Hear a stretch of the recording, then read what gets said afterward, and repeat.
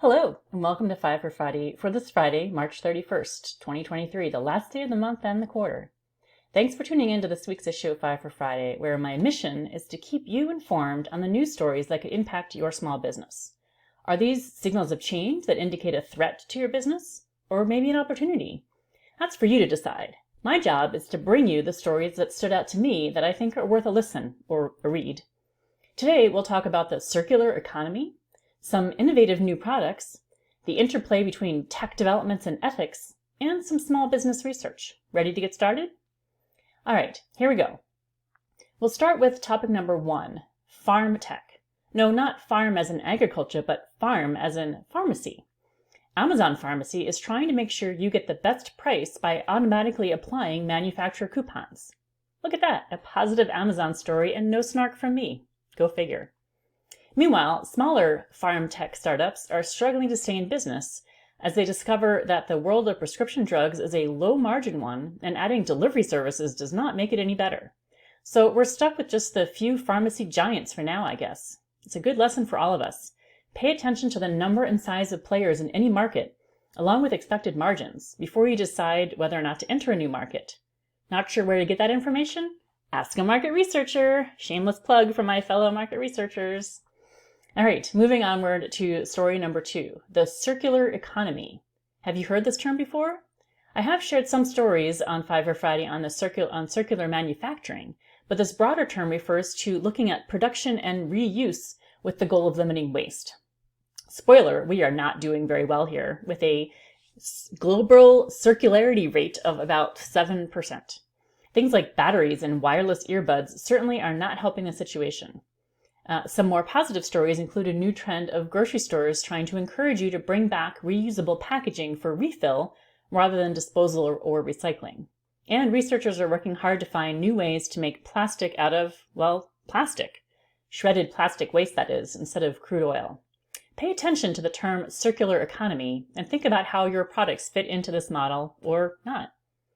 And with that, let's move on to story number 3, some innovative new products in the news. Let's start with artificial coral reefs that are 3D printed from clay. Super cool and good for the ocean. And then let's move on to super hot bricks that can be heated with clean energy and then used in factories where products require continuous heat during production.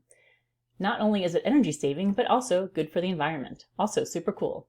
And how about this cool partnership?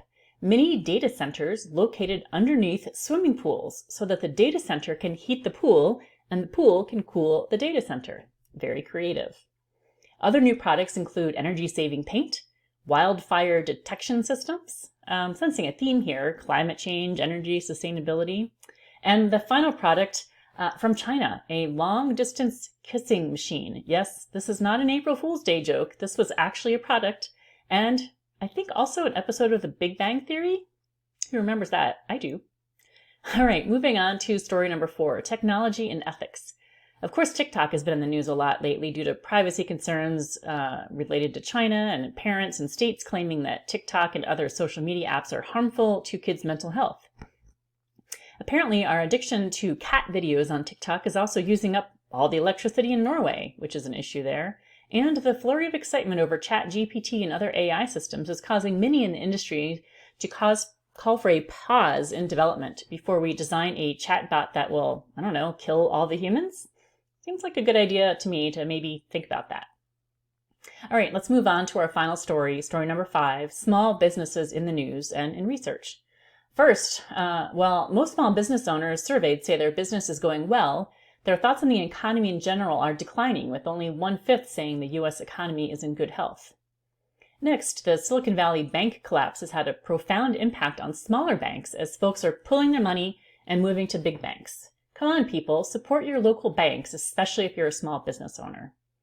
And a recent study confirms that raising the minimum wage will not have a negative impact on small business owners, but instead will help with turnover and productivity.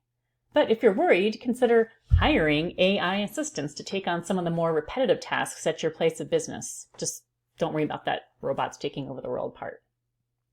And finally, for those of you who subscribe to the newsletter, make sure you check out the April Fool's quiz at the end. I shared 3 stories. Can you guess which one is false?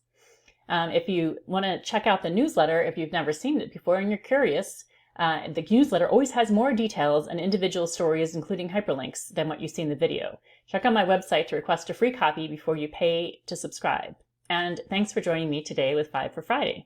As always, I hope you'll sign up to receive these videos directly from me, or go ahead and subscribe on YouTube so you can continue to hear about these signals of change that could impact your small business. Thanks so much for listening today. Happy Friday, happy weekend, happy end of the quarter, and I'll see you next week. Thanks.